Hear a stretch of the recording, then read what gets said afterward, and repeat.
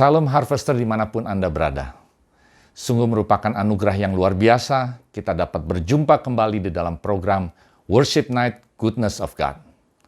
Tema Worship Night malam hari ini diambil dari Mazmur 118 ayat 29a. Bersyukurlah kepada Tuhan. Saudara, sebagai orang percaya, kita tahu bahwa Tuhan telah melakukan karya-karyanya yang besar di dalam hidup kita. Terutama karya keselamatan yang Tuhan sudah kerjakan di Bukit Kalvari, yang tujuannya adalah menyelamatkan saudara dan saya dari maut.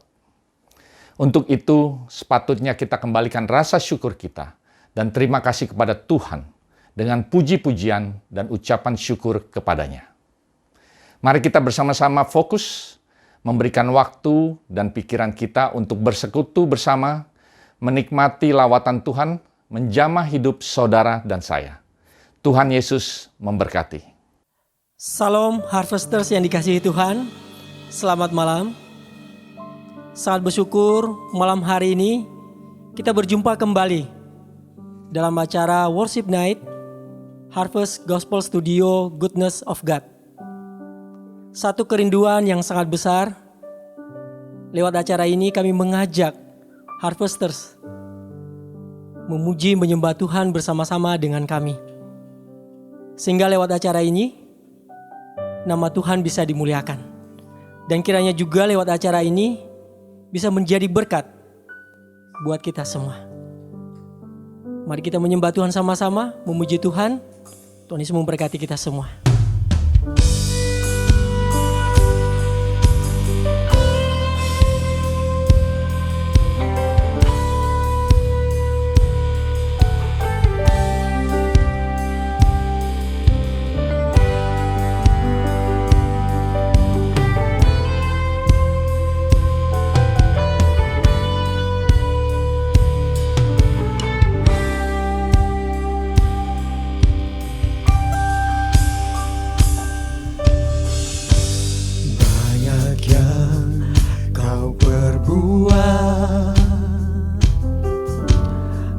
Dalam hidupku,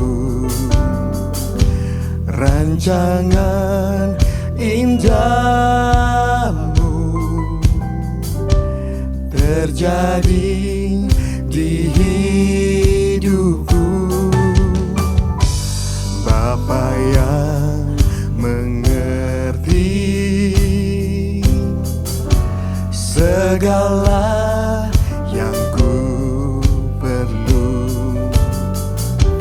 kasih-Mu sempurna, nyata dalam hidupku. Ku bersyukur Bapa,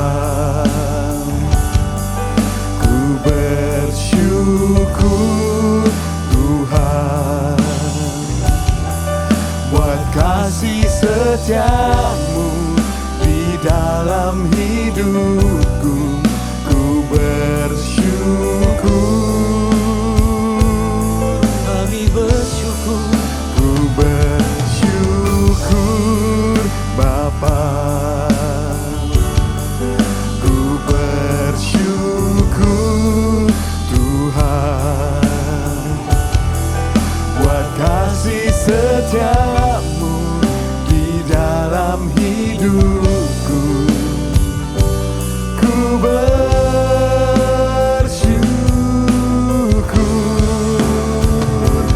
Tuhan.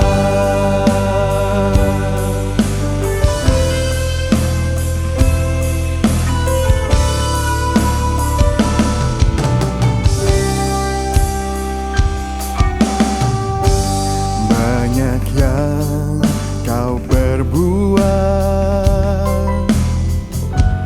di dalam hidupku, rancangan indahmu terjadi di hidupku. Bapa yang mengerti segala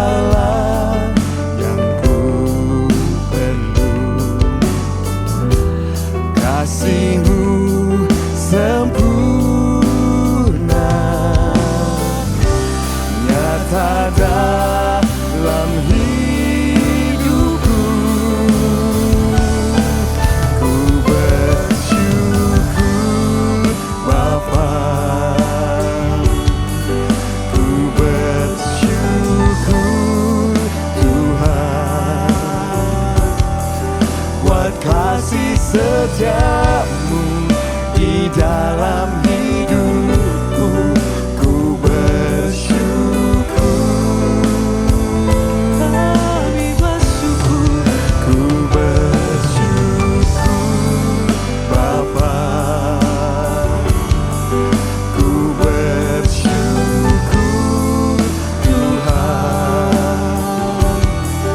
buat kasih setiamu di dalam hidupku. Ku bersyukur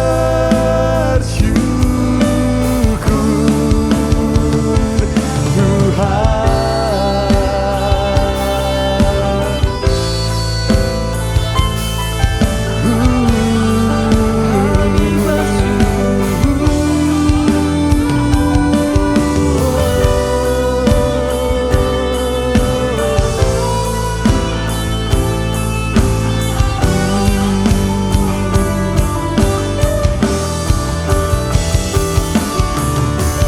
Tak ada lembah kelam yang tak ku lewati tanpa hadir-Mu.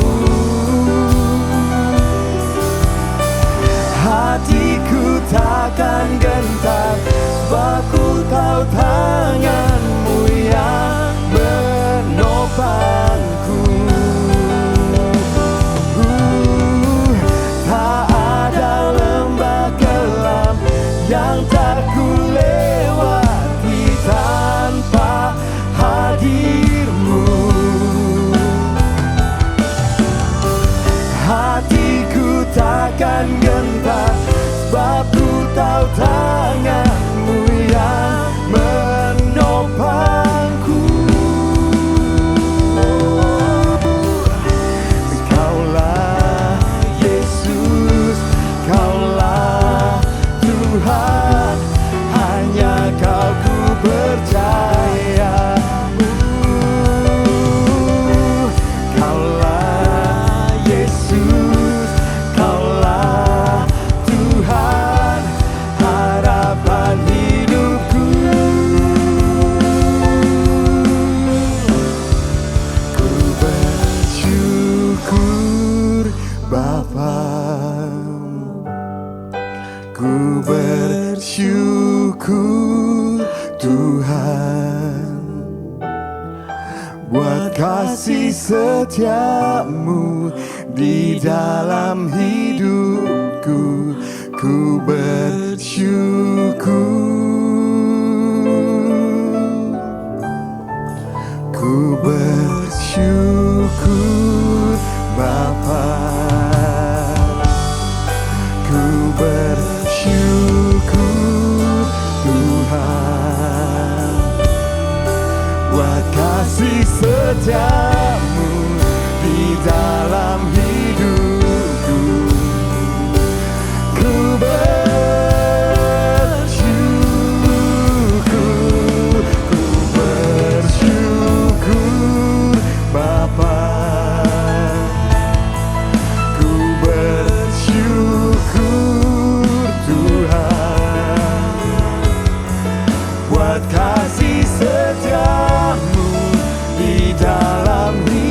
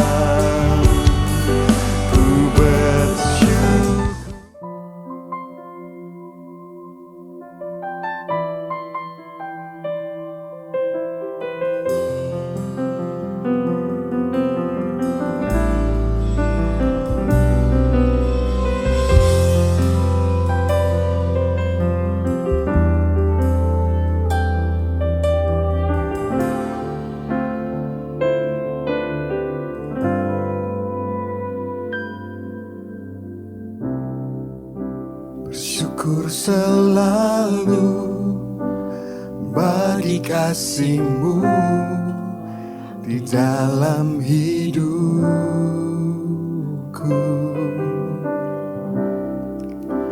Dan takkan ku ragu atas rencana-Mu untuk masa depanku.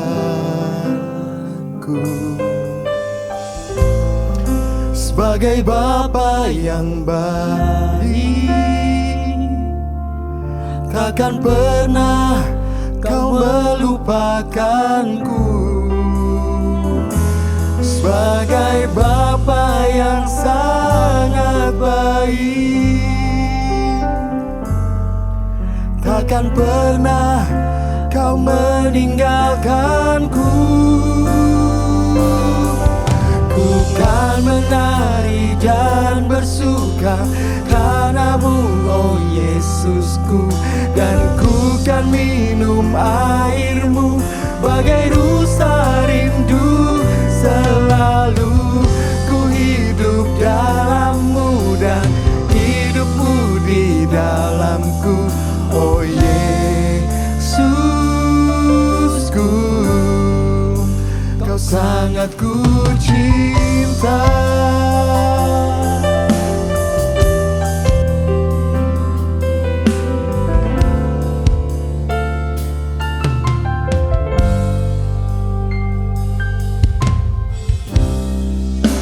Bersyukur selalu bagi kasih-Mu di dalam hidupku.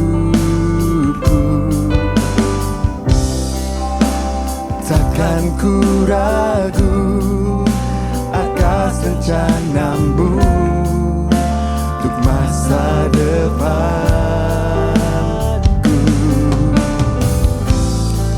Sebagai Bapa yang baik, takkan pernah Kau melupakanku. Sebagai Bapa yang sangat baik, takkan pernah Kau meninggalkanku. Ku kan menari dan bersuka karena-Mu, oh Yesusku. Dan ku kan minum air-Mu bagai rusa rindu. Selalu ku hidup dalam-Mu dan hidupku di dalamku, oh Yesusku. Kau sangat ku cinta.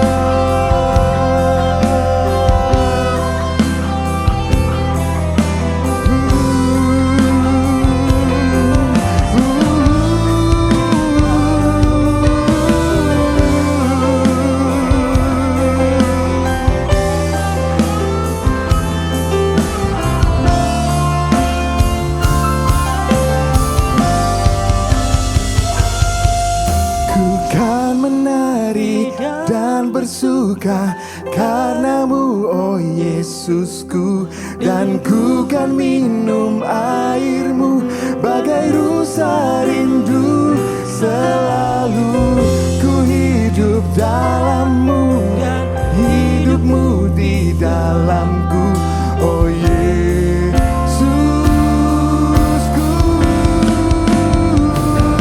Ku kan menari dan bersuka karena-Mu, oh Yesusku.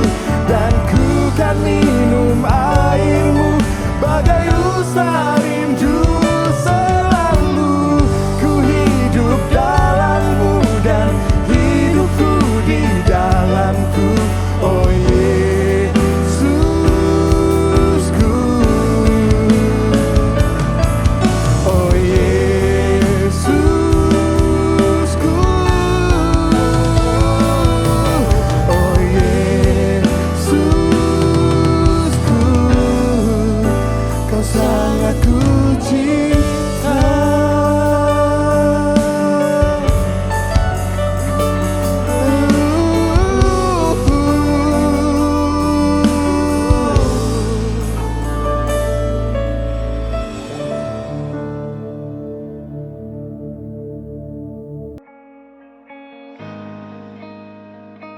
Shalom Harvester, perkenalkan nama saya Hertati.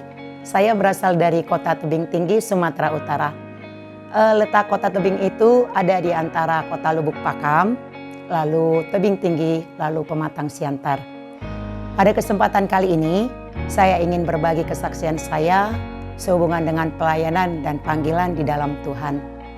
Beberapa tahun yang lalu, kejadian ini tepatnya di Kota Jakarta, saya mengalami satu insiden yang mana memang sangat fatal sehingga saya memang harus berujung pada kematian.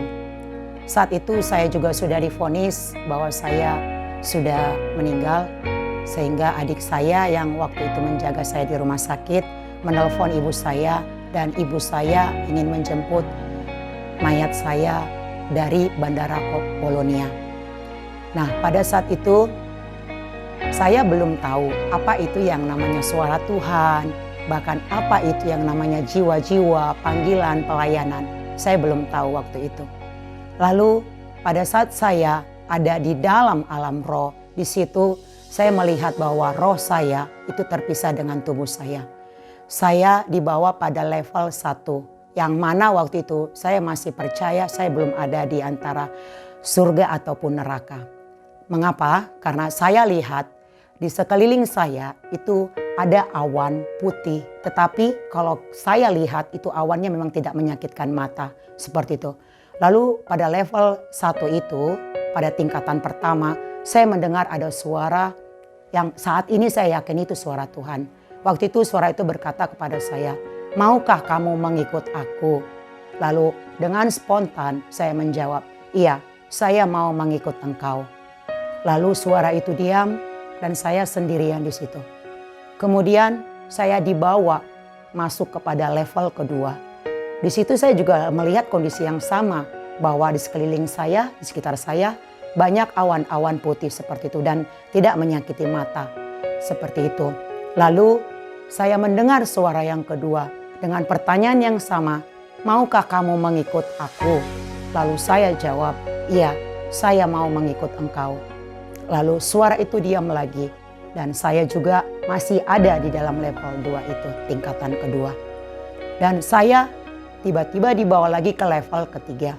Dan di situ suara itu kembali bertanya kepada saya, "Maukah kamu mengikut aku?" Lalu saya jawab, "Iya, saya mau mengikut engkau." Lalu disambung lagi dengan perkataan, "Walaupun kamu akan mengalami banyak masalah." Saya jawab, "Iya, saya mau mengikut engkau." Lalu saya tiba-tiba juga melihat roh saya kembali kepada tubuh saya. Di situ saya juga belum mengerti bahwa saya ternyata satu malam sudah dinyatakan meninggal.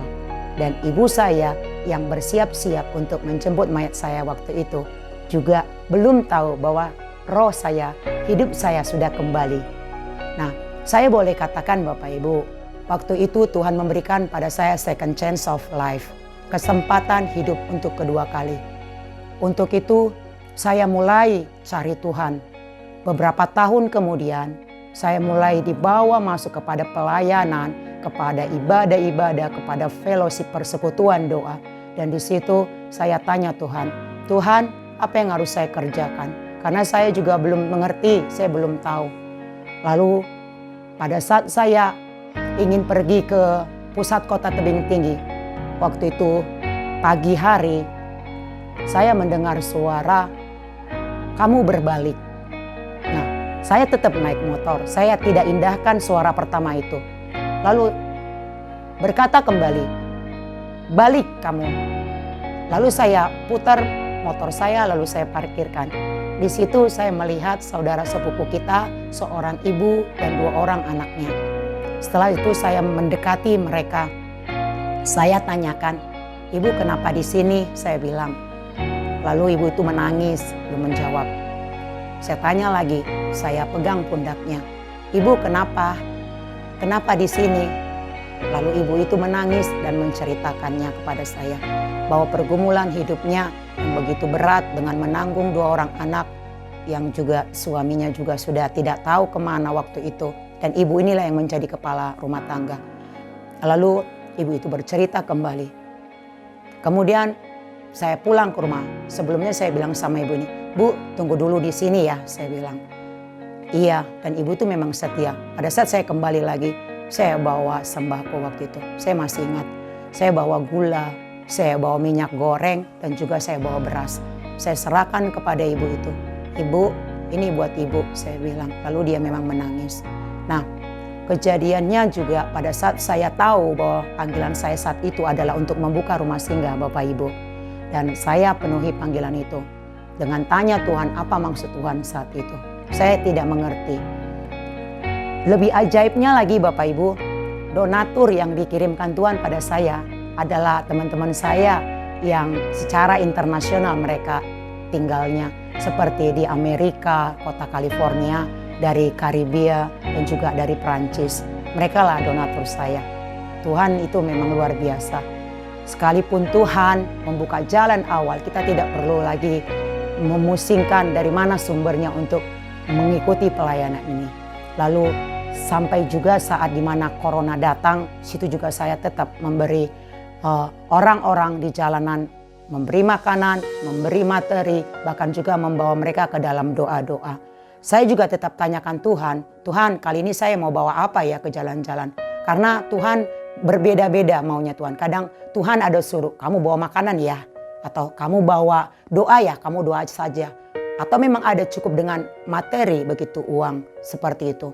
Lalu sampai sekarang puji Tuhan, jiwa-jiwa yang sudah saya layani adalah 50 orang. Itu juga bukan hanya anak-anak, tetapi ada orang dewasa, seperti itu. Nah, inti yang mau saya sampaikan dari kesaksian ini Bapak Ibu, untuk menjawab panggilan Tuhan dan pelayanan yang dipercayakan Tuhan kepada kita. Saya mau sampaikan Bapak Ibu, hidup kita ini sebenarnya itu adalah untuk alat kemuliaan bagi Tuhan. Untuk alat melayani Dia. Sama seperti pada saat Adam yang Tuhan percayakan, kelola langit dan bumi alam semesta. Nah, demikian juga dengan kita.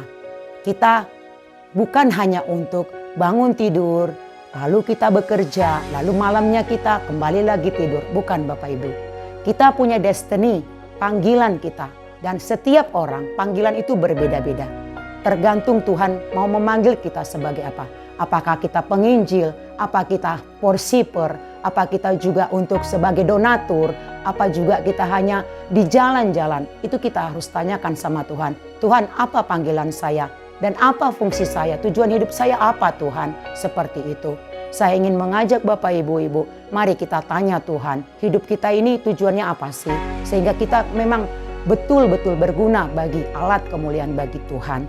Seperti itu Bapak Ibu. Dan juga saya mau ajak bahwa kita harus tetap melakukan panggilan dan pelayanan itu. Karena apa? Destiny yang Tuhan sudah sampaikan pada kita agar tidak kita sia-siakan. Seperti itu Bapak Ibu. Terima kasih untuk kesaksian ini kiranya menjadi kekuatan rohani bagi kita dalam melayani Tuhan. Tuhan Yesus memberkati.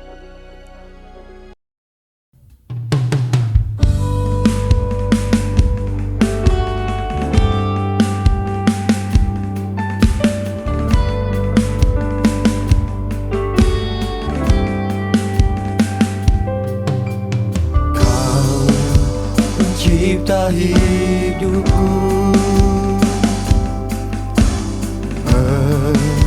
pelihara jiwaku. Kau layak terima segala pujian, ku naikkan syukurku.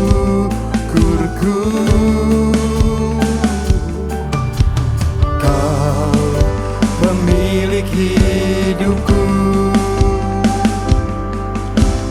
dalam kasih setiamu Yesusku, kau layak terima segala pujian, ku naikkan sembahku.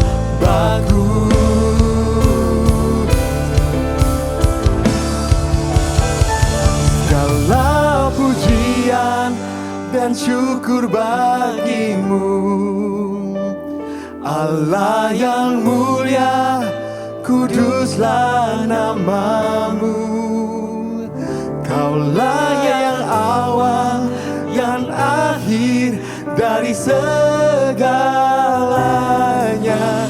Yesus, kaulah pujian bagiku.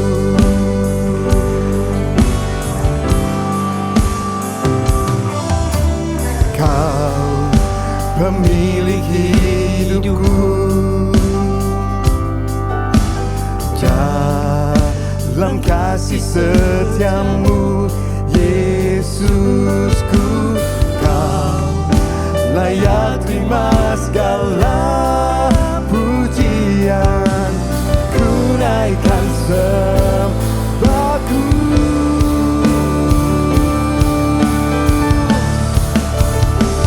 segala pujian dan syukur bagimu. Allah yang mulia, kuduslah namamu. Kaulah yang awal, yang akhir dari segalanya. Yesus, kaulah pujian bagiku.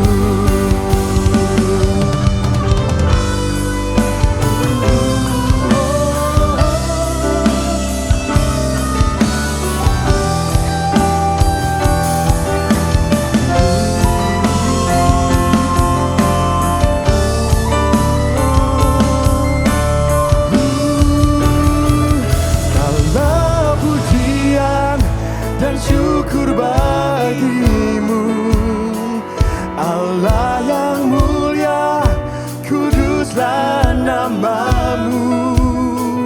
Kaulah yang awal, yang akhir dari segalanya. Yesus, kaulah pujian bagiku. Segala pujian dan syukur bagimu. Allah yang mulia, kuduslah namamu. Kaulah yang awal, yang akhir dari segalanya. Yesus, kaulah pujian bagiku. Kaulah yang awal, yang akhir dari segalanya. Kaulah pujian bagiku. Kaulah yang awal, yang akhir dari segalanya. Yesus, kaulah pujian bagiku.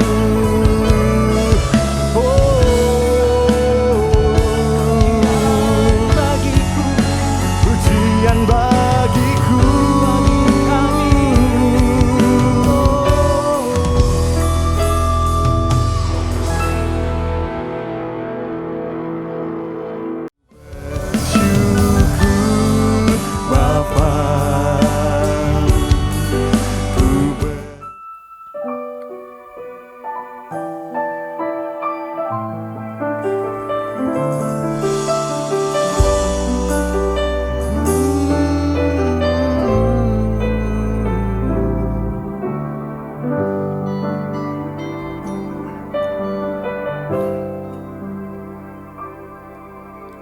Ku datang padamu,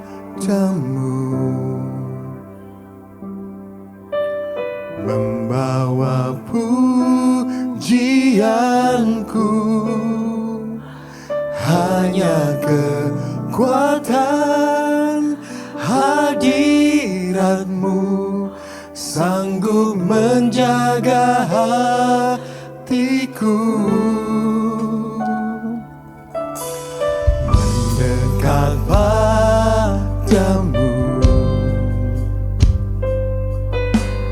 ku mau sentuh hatimu, biar ku melihat kemuliaan yang kau sediakan bagiku.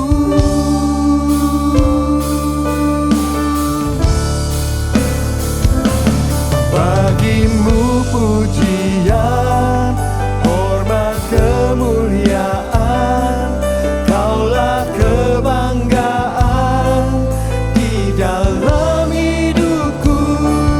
Janjimu bersinar, buktikan kau besar. Tiada yang sepertimu, Yesus Tuhanku.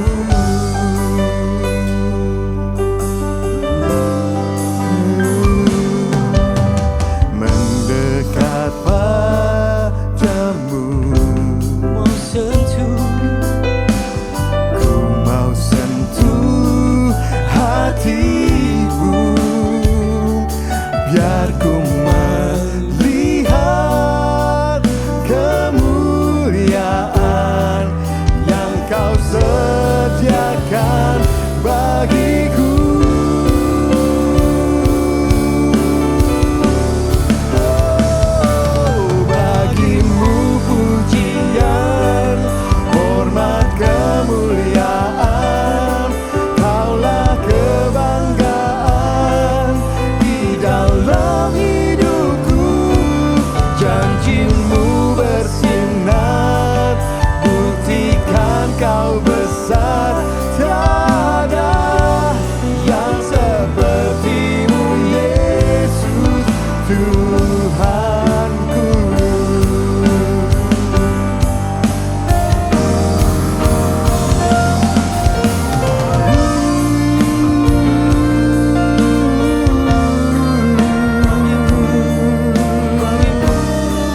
pujian. Segala pujian bagimu.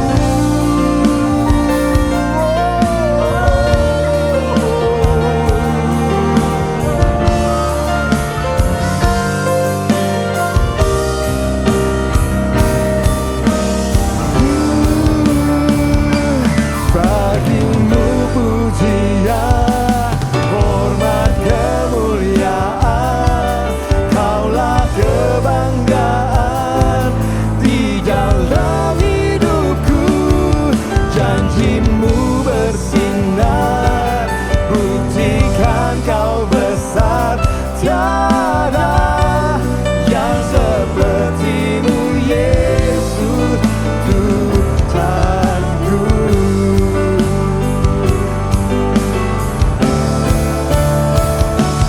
Bagimu pujian, hormat, kemuliaan.